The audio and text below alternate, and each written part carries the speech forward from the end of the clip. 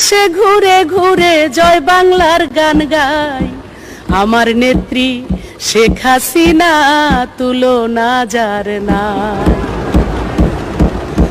আপনার আমার নেত্রী যিনি বঙ্গবন্ধুর কন্যা তিনি। আপনার আমার নেত্রী যিনি জাতির পিতার কন্যা তিনি।